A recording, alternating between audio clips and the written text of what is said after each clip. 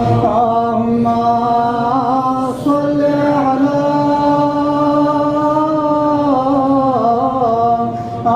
محمد وآل محمد.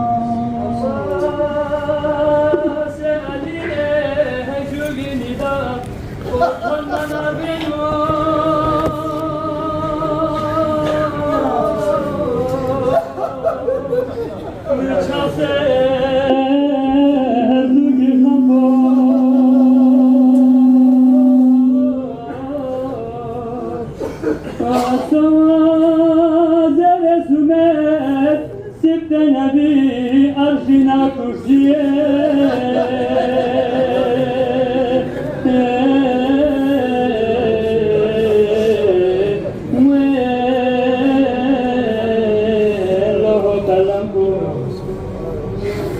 الشفاعة على إمام خنصلك أذكر بس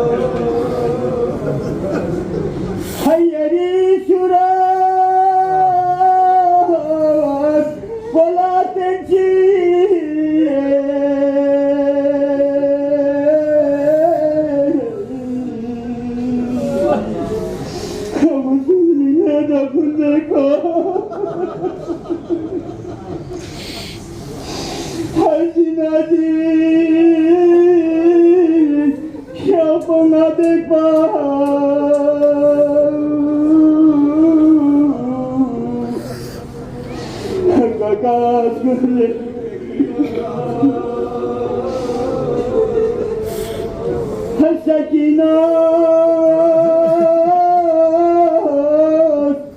جا بھولتا سے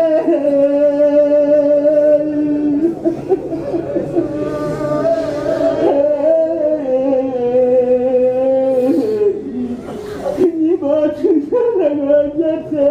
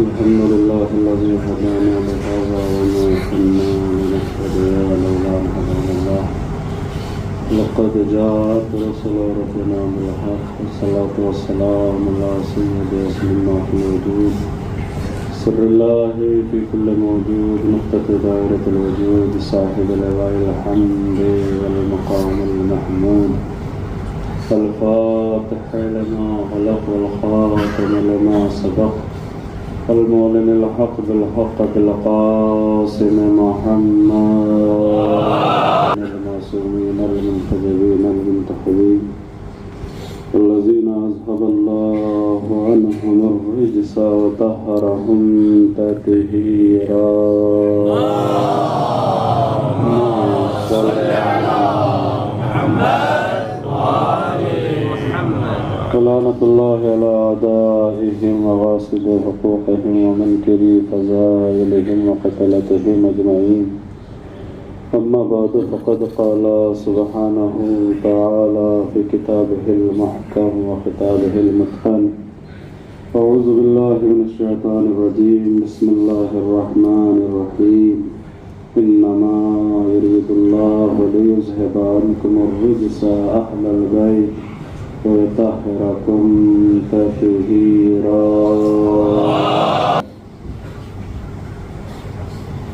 خداوند عالم کی بارگاہ میں دعا کرنی ہے. کافی لوگوں نے التماس سے دعا کہا ہے.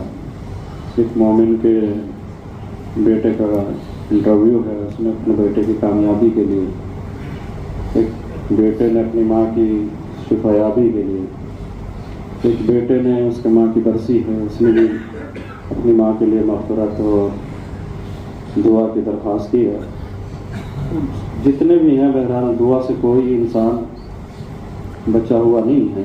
ہر انسان کے دل میں کوئی نہ کوئی تڑپ, کوئی نہ کوئی التجا, کوئی نہ کوئی حاجت ہے. لہذا تمام حاجتوں کو دل میں رکھتے ہوئے खुदावंद आलम की बारगाह में इस मजलिस की मकबूलियत के लिए, दुआओं की कबूलियत के लिए, मरीज़ों की शिफायाबी के लिए, बीमारों की शिफायाबी के लिए, उनके तीमारदारों की जज़ा और उनकी इज़्ज़त में इजाफ़े के लिए, परेशान हालों की परेशानी के दूर होने के लिए, हाजतमंदों की हाजत रवाई के लिए, मराजे किराम उलमाए इज़ाम के तूल उम्र के लिए, परचम इस्लाम की सरबलंदी और परचम कुफ्र व निफाक की सरनगूनी के लिए, और दुआओं में सबसे बड़ी दुआ हमारे और आपके ज़माने के इमाम के ज़ुहूर में ताजील के लिए सब मिल के दुआए सलामती इमाम ज़माना अज्जलल्लाहु ताला फरजहु शरीफ की तिलावत फरमाएं। बिस्मिल्लाहिर्रहमानिर्रहीम।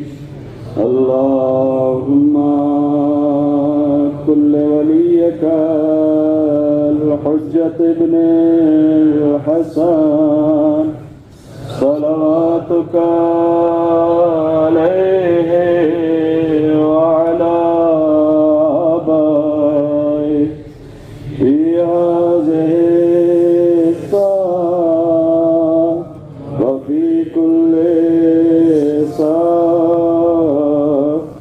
वलिय्यन व हाफ़िज़न व क़ाइदन व नासिरन व दलीलन व ऐनन हत्ता तुस्किनहु अर्ज़का तवअन व तुमत्तिअहु फ़ीहा तवीला बिरहमतिका या अरहमर राहिमीन। अल्लाहुम्मा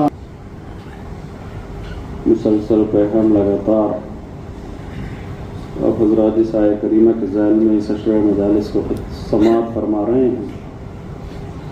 उस सूरह अहज़ाब की 33वीं आयत है और गिनती के एतबार से सूरह अहज़ाब खुद कुरान मजीद का 33वां सूरा है, जिसमें खुदावंद आलम इरशाद फरमा रहा है इन्नमा युरीदुल्लाहु लियुज़हिबा अन्कुम अर्रिज्सा अहलल बैत व युतहिरकुम तत्हीरा। अल्लाहुम्मा सल्लि अला मुहम्मद व आलि मुहम्मद वअज्जिल। जब भी सलवात पढ़ा करें तो जहाँ अपने लिए नियत करते हैं वहाँ अपने वालिदैन और अपने मरहूमीन के लिए भी नियत किया करें, इसलिए कि आपको नहीं मालूम कि मरने वाला एक सलवात का मोहताज होता है। कोई बड़ा अमल अगर उसके लिए नहीं कर सकते, कोई सदका व खैरात नहीं कर सकते, कोई नमाज नहीं पढ़ सकते, कोई उम्रा कोई तवाफ़ नहीं कर सकते, तो जो हमारे हत्तल मक़दूर जो हमारी पॉसिबल है हमारे लिए, कम से कम जो हम सलवात पढ़ते हैं उसमें एक नियत ये भी रखें कि मेरा अल्लाह जहाँ इसका सवाब मुझे अता करना वहाँ मेरे मरहूम वालिदैन को भी अता करना। अल्लाह के इमाम हुसैन की फजीलत और कमाल यह है कि उनकी मजलिसों से ना जाने रोज़ाना कितने हूर बन के निकलते हैं और न जाने कितने गुनाहों में डूबे हुए उनकी तहारत और उनकी फजीलतों को सुनने के बाद खुद ताहिर होकर निकलते हैं, इसलिए कि ये वो हस्तियां हैं कि जिनसे करीब होता है वो पाक हो जाता है। आप ज़ियारत में पढ़ते हैं ना कि अहले बैत तिबतुम व ताबतिल अर्ज़िल्लती फ़ीहा दुफ़िनतुम, सिर्फ तुम ही पाक नहीं हो, जिस ज़मीन में तुम दफन हो गए वो ज़मीन भी पाक है। लिहाजा जब ज़मीन पाक हो सकती है तो वो दिल क्यों नहीं पाक होगा जिसमें अल्लाह ने मोहब्बत अहले बैत को भेज दिया है। बस थोड़ी सी कोशिश करनी है और हमें आले मोहम्मद के दरवाजे पे हार नहीं माननी है। ये बाबुल हवाइज की बारगाह है, यहाँ पे आज जो मजलिस है वो मौला अब्बास से मखसूस है, लिहाजा नाफिजुल बसीरा है, जिसकी इमामों ने तारीफ़ें की हैं, जिसके इमामों ने कसीदे पढ़े। इस वफादार की बारगाह में बैठे हुए हो, अब्बास अलमदार नाम है, साक़िए अतशान जाओ तो हुसैन को मांगो। اس لیے کہ امام نے فرمایا ہے ما وجد من فقدک وما فقد من وجدک، کہ پروردگار اگر نفع اور نقصان کا فیصلہ کرنا ہو تو دنیا کے مال سے فیصلہ نہیں ہوگا، بلکہ فیصلہ اس سے ہوگا کہ اس نے کیا کھویا جس نے تجھے پا لیا، اور اس نے کیا پایا کہ جس نے تجھے کھو دیا۔ لبیک یا حسین، لبیک یا حسین، لبیک یا حیدری، نعرہ صلوات، اللہم صلی علی محمد۔ آل محمد کے راستے پہ چلنا ہوگا، آل محمد کی اطاعت کرنی ہوگی۔ صرف ماننے سے کام نہیں چلے گا کہ ہم آل محمد کے ماننے والے ہیں، ہم ان کے چاہنے والے ہیں، بلکہ اگر ان کے ماننے والے ہیں اور ان کے چاہنے والے ہیں تو ہمیں دنیا کو ثابت کرنا ہوگا کہ ہم صرف ان کو ماننے والے نہیں ہیں بلکہ ان کی ماننے والے ہیں۔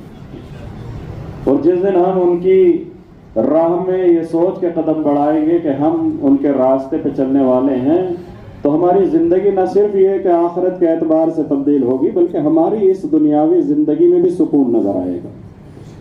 یہ جو آج ہم ایک دوسرے سے نالا ہیں، بھائی بھائی سے نالا ہے، بہن بھائی سے نالا ہے، ماں کو بیٹے سے شکایت ہے، بیٹے کو ماں سے شکایت ہے، یہ جو معاشرہ آج پریشانیوں میں مبتلا ہے، اخلاقی قدریں گرتی چلی جا رہی ہیں، لوگ ظاہراً دیندار نظر آتے ہیں لیکن اندر سے بے دین ہو چکے ہیں، جیسا کہ کل امام کی حدیث کو میں نے آپ کے سامنے پڑھا تھا کہ امام نے فرمایا الناس عبید الدنیا، لوگ اللہ کی عبادت ظاہراً کر رہے ہیں لیکن در حقیقت میں دنیا کے غلام ہو چکے ہیں، عبد بن چکے ہیں دنیا کے۔ والاسلام لائقۃ علی السنتہم، اور اسلام جو ہے ان کی زبان کا نوالا بن کے رہ گیا، ان کی دنیا اسلام سے چلتی ہے تو یہ اسلام کی باتیں کرتے ہیں۔ وَإِذَا مُحِّسَ بِالْبَلَاءِ، اور جب اللہ ان کا تھوڑا سا امتحان لیتا ہے، مشکلیں آتی ہیں تو قلت دیانون، امام فرماتے ہیں کہ دین پہ عمل کرنے والے تو بہت کم نظر آتے ہیں۔ کربلا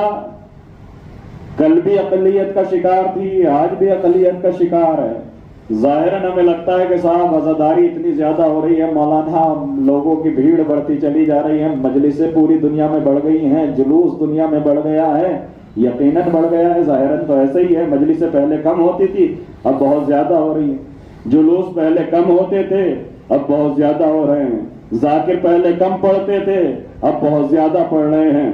لیکن جہاں ان چیزوں کی کوانٹٹی بڑی ہے تو میرا سوال دنیا سے یہ بھی تو ہے اور دنیا کا ہم سے یہ بھی ہے کہ اگر عزاداری بڑی ہے تو دینداری گھٹی کیوں ہے؟ اگر عزاداری بڑی ہے تو دینداری بھی تو اسی کوانٹٹی میں بڑھنی چاہیے تھی۔ اگر جلوس بڑا ہے تو خلوص کیوں نہیں بڑھا ہے؟ اگر ماتمداری بڑی ہے تو امانت داری کیوں نہیں بڑھی ہے؟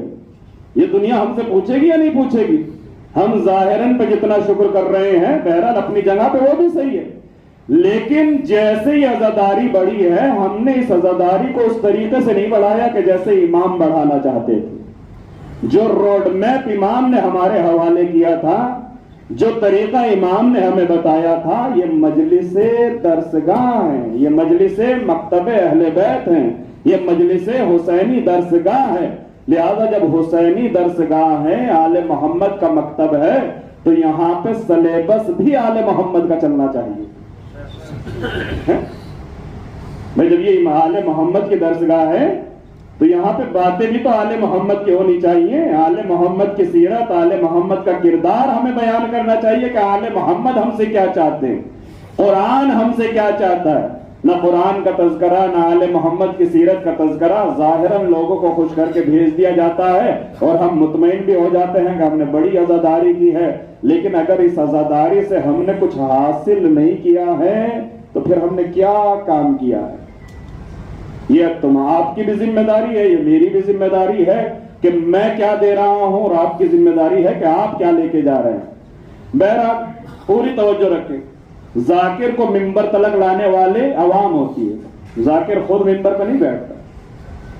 اب جس کو جس چیز کی تلاش ہوتی ہے وہ اس کو ویسے ہی لے کے آتا ہے، جس کو جیسا مزاج ہوتا ہے ویسے ذاکر لائے جاتے ہیں، جس کو جو چاہیے ہوتا ہے وہ ویسا ذاکر، ویسا عالم۔ مارکیٹ ہے یہ، یہاں پہ ہر چیز اویلیبل ہے، ہر چیز موجود ہے۔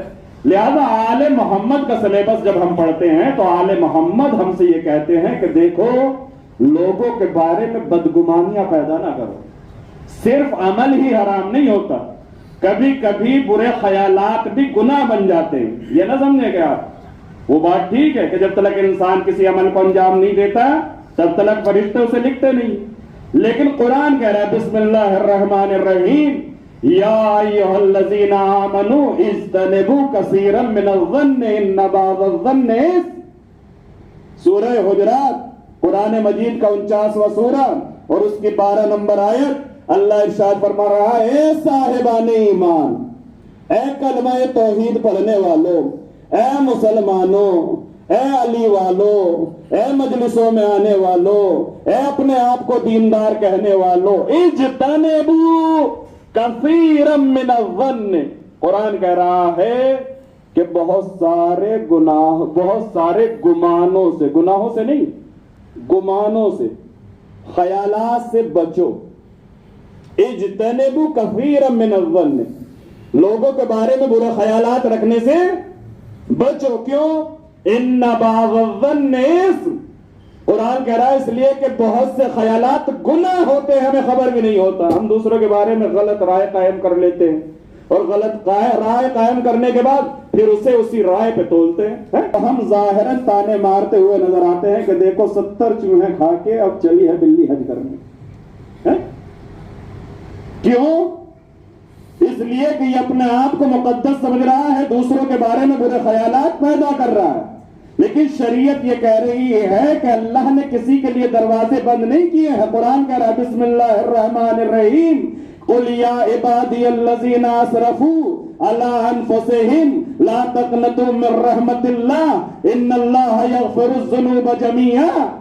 اے وہ لوگ کہ جنہوں نے اپنے نفسوں پہ گناہ کر لیا ہے, اللہ گناہگاروں کو آواز دے رہا ہے, تمہیں کوئی منہ نہیں لگا رہا, تمہیں رشتہ دار نہیں دیکھ رہے, تم سے سب بچ کے چل رہے ہیں. اب تو یہی ہوتا ہے نا ہمارے یہاں, اگر مولوی کسی بستی میں پہنچ جاتا ہے تو ایک زیڈ سیکیورٹی مومنوں کی اسے گھیر لیتی ہے جو اسے ان لوگوں کے قریب نہیں جانے دیتی کہ جو گمراہ ہوتے. ارے مولانا وہاں نہ جائیے گا. کیوں؟ ارے ایک بھی دن نماز نہیں پڑھتا ہے, ایک بھی روزہ نہیں رکھتا, وہاں نہ جائیے گا. لوگ آئسولیٹ کرتے ہیں, ایسے لوگوں کو کنارے ڈالتے ہیں, لوگ ایسے لوگوں سے کنارہ کشی کرتے ہیں بنام دین. جبکہ رسول کی سیرت کیا تھی؟ رسول اسلام مسجدوں میں انہیں لے کے آتے تھے جو مسجدوں سے دور ہوتے تھے, اسلام سے قریب انہیں کرتے تھے کہ جو اسلام سے دور ہوتے تھے. یہ آل محمد کی سیرت ہے, یہ آل محمد کا طریقہ ہے. لیکن کیوں ہم نے کیا کیا؟ دین کے نام پہ ہم نے طبقہ بندی کر دی ہے. مومنوں کا گروہ اس مولوی کو گھیرتا ہے اور گھیرنے کے بعد ان لوگوں کے قریب بھی نہیں جانا جاتا. اگر وہ سلام بھی کرنے, ارے مولانا کیا کریں گے ادھر جا کے. کیوں؟ اس لیے کہ وہ کبھی روزہ بھی نہیں رکھتا, کبھی نماز بھی نہیں پڑھتا, کبھی مجلس میں بھی نہیں آتا. وہاں جانے کی کیا ضرورت ہے؟ لیکن تمہیں کیا خبر اللہ کس کی کب ہدایت کر دے. تم کون ہوتے ہو روکنے والے؟ کہیں مریض سے ڈاکٹر کو روکا جاتا ہے؟ رسول کو کہاں بھیجا؟ امیین میں, جاہلوں میں بھیجا. وَيُزَكِّيهِمْ وَيُعَلِّمُهُمُ الْكِتَابَ وَالْحِكْمَةَ وَإِنْ كَانُوا مِنْ قَبْلُ لَفِي ضَلَالٍ مُبِينٍ. اس رسول کے آنے سے پہلے یہ کھلی ہوئی گمراہی میں تھے, لیکن رسول نے انہی لوگوں کو قریب کیا. اور پھر قرآن نے رسول کا قصیدہ پڑھا ہے, میرے رسول ان كنت فظا غلیظ القلب لانفضوا من حولك. اے میرے رسول اگر تمہارا اخلاق نہ ہوتا, ان كنت فظا غلیظ القلب, اے میرے رسول اگر تمہارا اخلاق اچھا نہ ہوتا اور تم تندرو ہوتے اور لوگوں سے غصے سے بات کرنے والے ہوتے, فظا غلیظ القلب, اور تمہارا دل سخت ہوتا, نرم نہ ہوتا, لانفضوا من حولك, تو اے میرے رسول یہ تمہیں چھوڑ کے چلے جاتے. یہ اس کے اندر غیرت ہے, لہذا اس غیرت کو ڈائریکشن دینے کی ضرورت ہے. من لا حیاء لہ لا دین لہ, جس میں شرم نہیں ہے اس میں دین بھی نہیں ہے, جس میں غیرت ہے اسی میں دین ہے. اس کی غیرت کو دیکھا کیسے اتنی غیرت ہے کہ یہاں بستی کے لوگ, یہاں بستی کے لڑکے جو ہیں یہ غلط کام کر رہے ہیں, لہذا انہیں پیٹ دیتا ہے. اس کے اندر غیرت ہے نا, اس غیرت کو استعمال کرنا ہے. چلو میں لے کے چلوں گا, یہ نہیں لے کے جاتے کوئی بات نہیں, میں لے کے چلوں گا, نام لکھ دیا اس کا جانے والوں میں, लेके पहुंच गए। पूरी फौज पहुंची हुई है, ये भी पहुंचा हुआ है, वर्दी मिल गई है, हथियार मिल गए हैं, लड़ाई हो रही है। अब वहां पे जंग के हालात अहवाज में कि मुझे बड़ी माजरत है। कहा किस चीज की माजरत है? तो मैंने उन्हें तो गालियां दी, साथ में तुम्हें भी गालियां सुना दी। लेकिन मेरी एक बात समझ में नहीं आई कि अगर तुम्हारी जगह पे मैं होता और मेरे हाथ में इतनी पावर होती और कोई मुझे इतनी गाली दे देता तो मैं तो उसे कत्ल करवा देता, उसे फांसी चढ़वा देता, उसे कैद में डलवा देता, मैं उसे यहाँ टिकने नहीं देता। लेकिन मेरी समझ में नहीं आया कि तुमने इतनी गालियां सुन कैसे ली,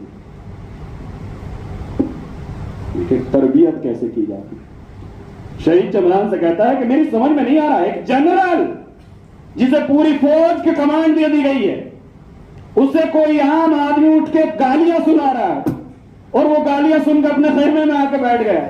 ये कहता है ये बात मेरी समझ में नहीं आ रही है कि तुमने, चलो इन्होंने सुन ली, तो तुम्हारे मातहत है, इन्होंने सुन ली, ये तो कुछ नहीं कर सकते, लेकिन तुम्हारे हाथ में तो पावर है। अगर तुम्हारी जगह मैं होता तो मैं किसी को बर्दाश्त करने वाला नहीं था अगर कोई मुझे इतनी गाली सुना देता। लेकिन मैंने तुम्हें इतनी गालियां सुना दी, तुमने बर्दाश्त कैसे कर ली? शहीद चमरान ने कहा कि इसमें कोई बहुत बड़ी बात नहीं है। कहा क्यों?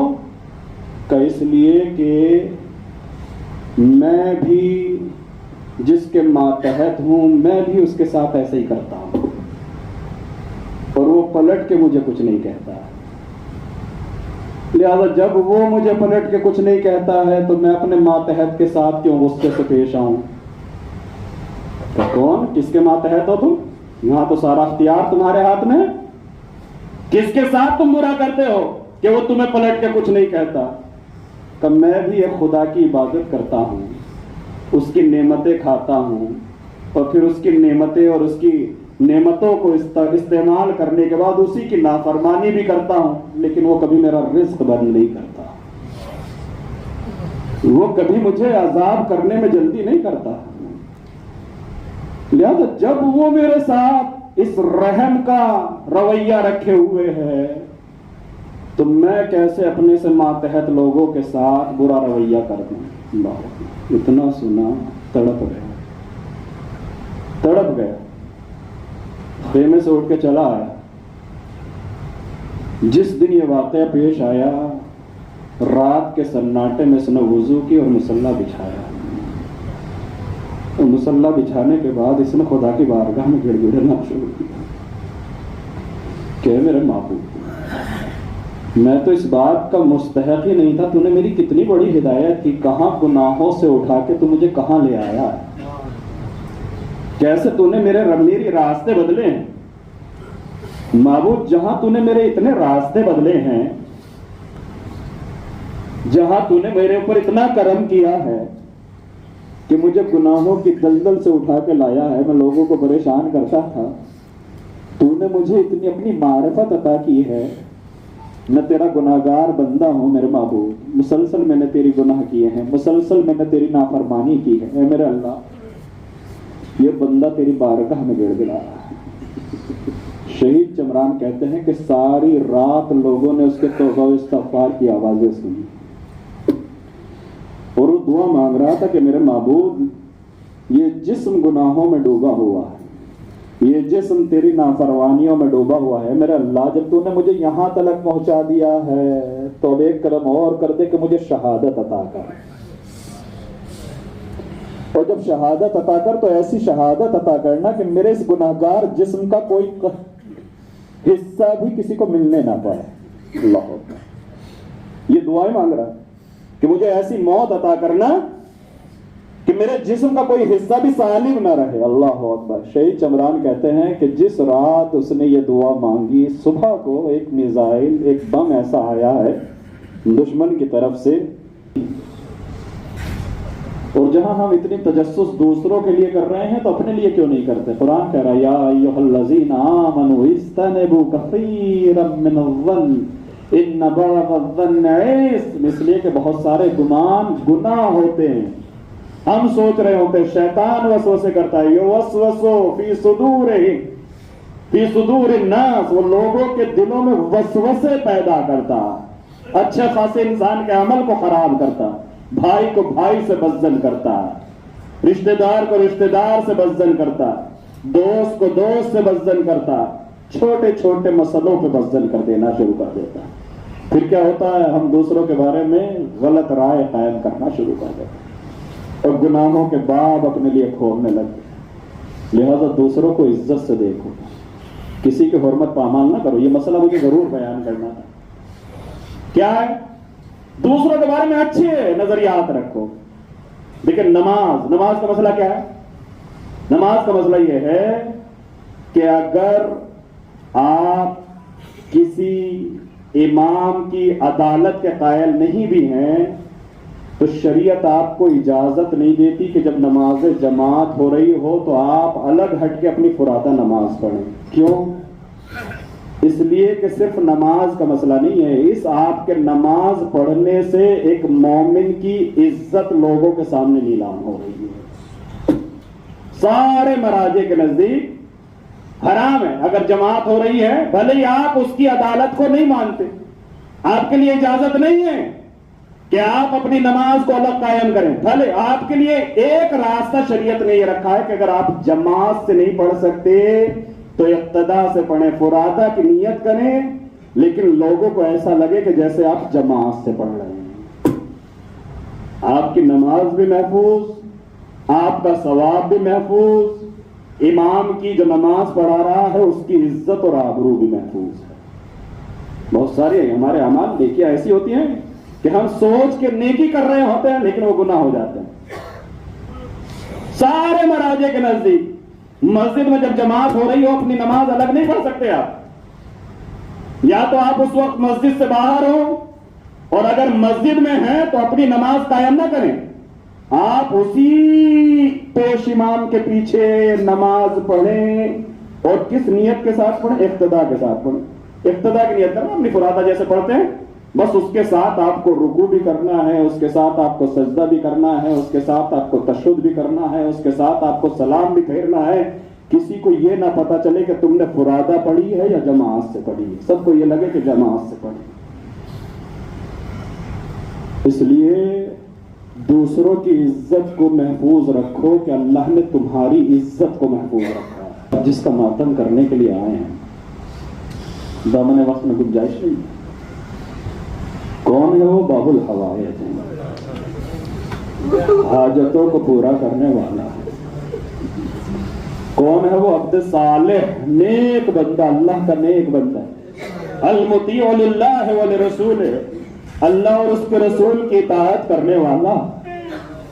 नाफिजुल बसीरा, जिसको दीन की मुकम्मल समझ है। अल्लाह अकबर। अगर उससे कुछ मांगना है बाबुल हवायत की बारगाह में तो मग़फ़िरत मांगी जाए, अगर कुछ मांगना है तो दीन की समझ मांगी जाए, अगर कुछ मांगना है तो आखिरत की कामयाबी मांगी जाए। अल्लाह अकबर। बाबुल हवायत है, किसी को खाली हाथ वापस नहीं पलटाएंगे। जिसकी जो भी हाजत हो, दीनी हो दुनियावी हो, अल्लाह अकबर। आज ये सोच के मांगना कि बाबुल हवायत की बारगाह में मां बैठे हुए हो और अगर वास्ता लगाना हो तो इस चचा को उसकी भतीजी का वास्ता देना। बड़ा प्यार है अब्बास को सकीना से। अल्लाह अकबर। कितना बड़ा सहारा है अब्बास अहले हरम का। अजीज, ये वो अब्बास है जिसके मरने पे हुसैन जैसा बहादुर ये कहता है इनकसरत ज़हरिया वक़ल्लत हीलती है, मेरे भैया तेरे मरने से मेरी कमर टूट गई। ये वो अब्बास है जिसके मरने पे हुसैन कहते हैं वक़ल्लत हीलती है, मेरे भैया मेरा सहारा खत्म हो गया, बेसहारा हो गया हुसैन। अल्लाह अकबर। जिसके मरने पर हुसैन में सहारा हो जाए। अगर बार बार अबुल फजल अब्बास हाथों को जोड़ के हुसैन की बारगाह में खड़े हो जाते थे, आका मरने की इजाजत दे दीजिए, और हुसैन हर बार ये कह के वापस करते थे, ए मेरे भैया अब्बास, अरे तुम तो मेरे लश्कर के अलमबरदार हो। हाथों को जोड़ के कहते थे नजर यमीन व शिमाला, कभी दाहिने देखते थे कभी बाएं देखते थे। ए आका, अब वो लश्कर ही कहां बचा जिसका अलमबरदार।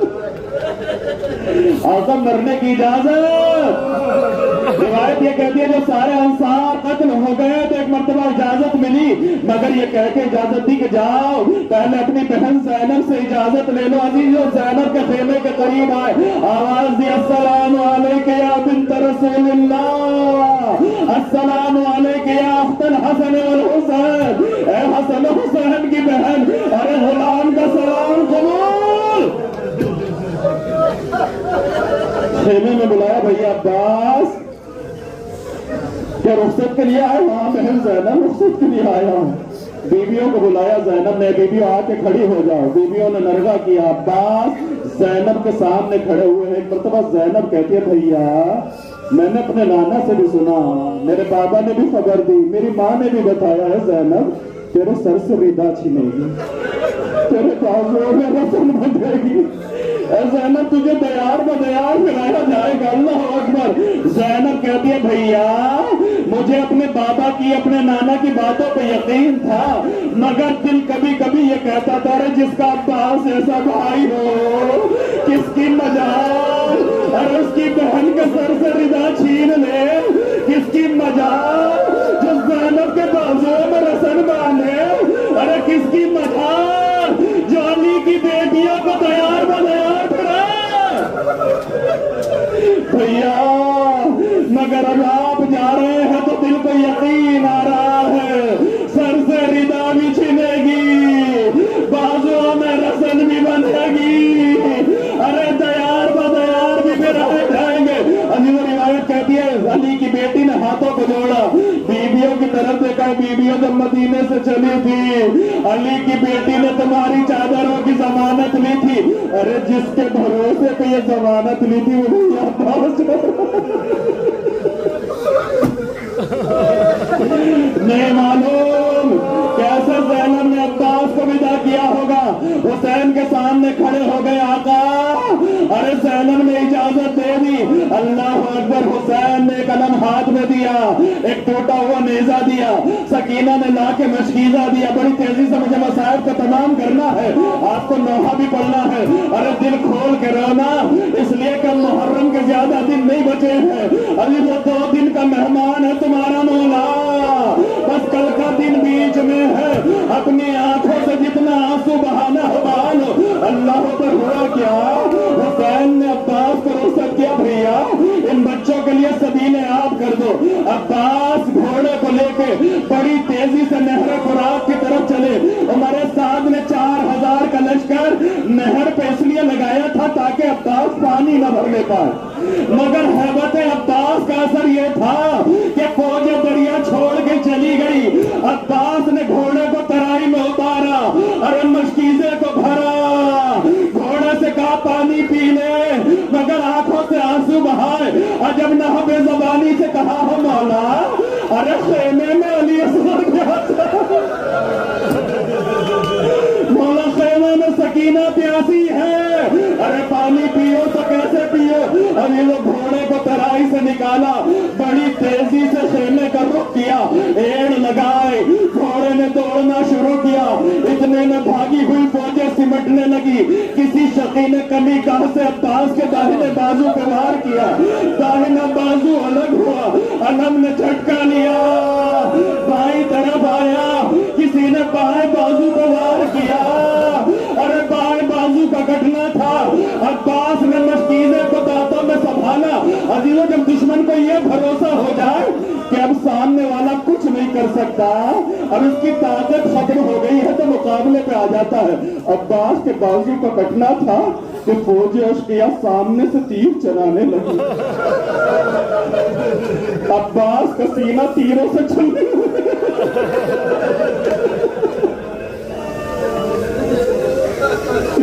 عباس کا سینہ تیروں سے چھلنی ہو گیا، ایک تیر مشکل سکینہ میں لگا، ایک تیر عباس کی آنکھ میں لگا۔ عزیز و مولا عباس کے حرم میں ایک ذاکر مولا کی مصیبت پڑ رہا تھا، آیت اللہ یحییٰ یسربی بیٹھے ہوئے تھے، یہ مسائب سننے تھے، وہ مسائب کو پتا عباس کے بازو کٹے، عباس کی آنکھ میں تیر لگا، کسی شقی نے گرز مارا، عباس کا سر 2 حصوں میں شکار ہوا، مجلس میں بہت گریا ہوا، مگر جب مجلس ختم ہو گئی تو آیت اللہ یحییٰ یسربی نے اس ذاکر کو بلایا اور بلانے کے بعد کہا تجھے معلوم ہے عباس کون ہے؟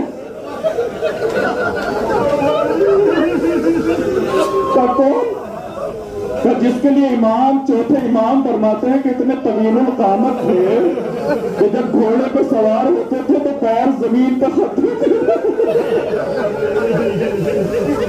یہ روایت موجود تو ہے کہ عباس کے سر پہ گرز لگا، مگر مجھے یہ روایت صحیح معلوم نہیں دیتی. آیت اللہ یحییٰ یسربی کہتے ہیں یہ روایت مجھے صحیح نہیں لگتی. ارے جو اتنا طویل القامت ہو کس کی مجال ہے اس کے سر پہ وار کر دے.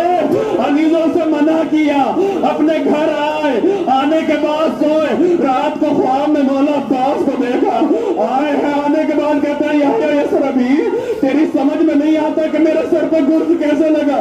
مولا روایت تو موجود ہے مگر میرا دل قبول نہیں کرتا. ارے جو اتنا طویل القامت ہو کس کی مجال کہ سامنے سے آ کے سر پہ وار کر دے. مولا دور سے تیر کا لگنا سمجھ میں آتا ہے مگر سر پہ گرز مارنے کے لیے ارے سامنے والے کو بلند ہونا پڑتا ہے. مولا کس کی مجال. اب میرا مولا فرماتا ہے یحییٰ یسربی ارے جب میرے بازو کٹ گئے، ارے کسی شقی نے ایسا تیر چلایا میری آنکھ میں لگا. ارے جب کسی کی آنکھ میں تنکا بھی گر جاتا ہے نا تو سب سے پہلے مدد کے لیے ہاتھ اٹھتے ہیں. سب سے پہلے ہاتھ آنکھوں کی طرف پہنچتے ہیں. یحییٰ یسربی ارے جب میری آنکھ میں تیر لگا ہاتھ نہ تھے. ارے تیر کی چبھان، اس تیر کو نکالنے کے لیے میں نے سر کو جھکایا، ارے اپنے گھٹنوں سے تیر کو پکڑا. ارے تیر نکالنا چاہتا تھا کہ کسی شقی نے سر کو گرز مارا، سر کو حصہ کا شکار ہوا.